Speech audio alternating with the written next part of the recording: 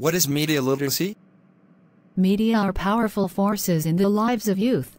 Music, TV, video games, magazines and other media all have a strong influence on how we see the world, an influence that often begins in infancy. To be engaged in critical media consumers, kids need to develop skills and habits of media literacy.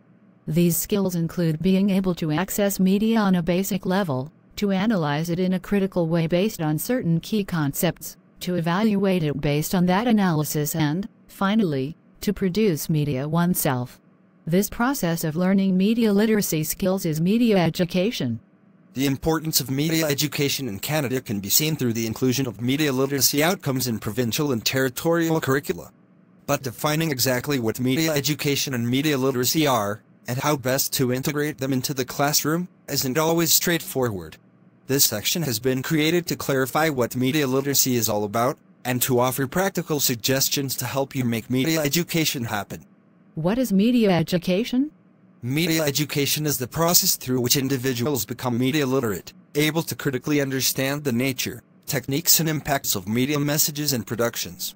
Media education acknowledges and builds on the positive, creative and pleasurable dimensions of popular culture. It incorporates production of media texts and critical thinking about media to help us navigate through an increasingly complex media landscape. That landscape includes not only traditional and digital media, but also popular culture texts such as toys, fads, fashion, shopping malls and theme parks.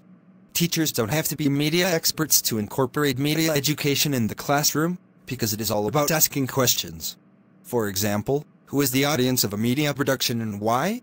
From whose perspective is a story being told? How do the unique elements and codes of a specific genre affect what we see, hear or read? How might different audiences interpret the same media production?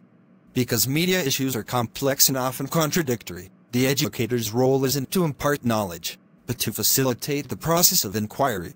Today, the chief challenges are to locate and evaluate the right information for one's needs, and to synthesize what one finds into useful knowledge or communication. Media literacy, with critical thinking, reflection and ethical behavior at its core, is a key part of what it means to be educated in today's world. Why teach media literacy? Why teach media literacy? Here are 10 good reasons. Media literacy encourages young people to question, evaluate, understand and appreciate their multimedia culture. It teaches them to become active, engaged media consumers and users. Media education brings the world into the classroom, giving immediacy and relevance to traditional subjects such as history, English, health, civics and the creative arts. It serves as a perfect bridge for subject integration and interdisciplinary studies. Media education embodies and furthers current pedagogy, which emphasizes student-centered learning, the recognition of multiple intelligences, and the analysis and management, rather than just the simple storing of information. Media education is grounded in the sound pedagogical approach of starting learning where kids are at. The media, music, comics, television, video games, the internet and even ads, are a part of life that all kids enjoy. Media create a shared environment and are, therefore, catalysts for learning. Media education encourages young people to use multimedia tools creatively, a strategy that contributes to understanding by doing and prepares them for a workforce that increasingly demands the use of sophisticated forms of communication. In a society concerned about growing youth apathy to the political process, media education engages young people in real-world issues. It helps young people to see themselves as active citizens and potential contributors to public debate. In a diverse and pluralistic society, the study of media helps youth understand how media portrayals can influence how we view different groups in society. It deepens young people's understanding of diversity, identity and difference. Media literacy helps young people's personal growth and social development by exploring the connections between popular culture, music, fashion, television programming, movies and advertising, and their attitudes, lifestyle choices and self-image.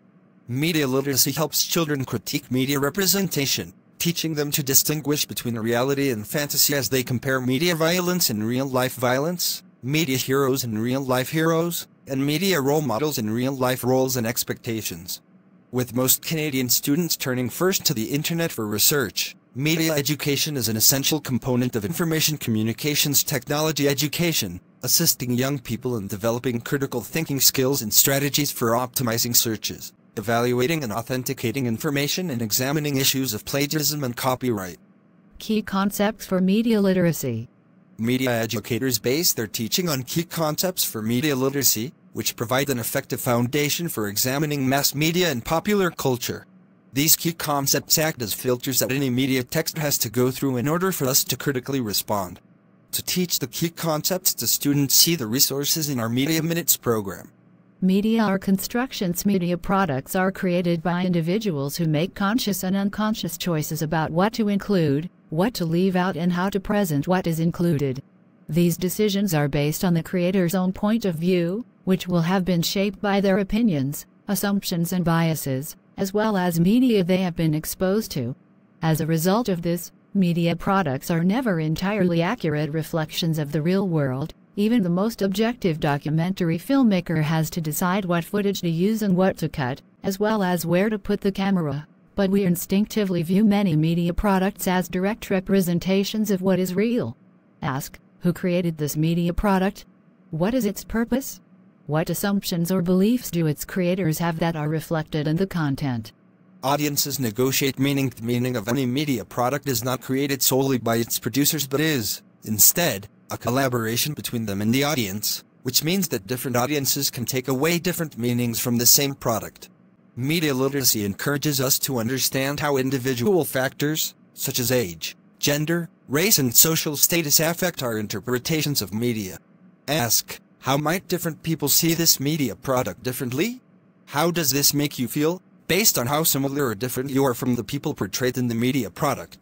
Most media production is a business and must, therefore, make a profit. In addition, media industries belong to a powerful network of corporations that exert influence on content and distribution. Questions of ownership and control are central. A relatively small number of individuals control what we watch, read, and hear in the media. Even in cases where media content is not made for profit, such as YouTube videos and Facebook posts, the ways in which content is distributed are nearly always run with profit in mind. Ask, what is the commercial purpose of this media product? In other words, how will it help someone make money? How does this influence the content and how it's communicated? If no commercial purpose can be found, what other purposes might the media product have? For instance, to get attention for its creator or to convince audiences of a particular point of view. How do those purposes influence the content and how it's communicated? Media have social and political implications. Media convey ideological messages about values, power, and authority. In media literacy, what or who is absent may be more important than what or who is included.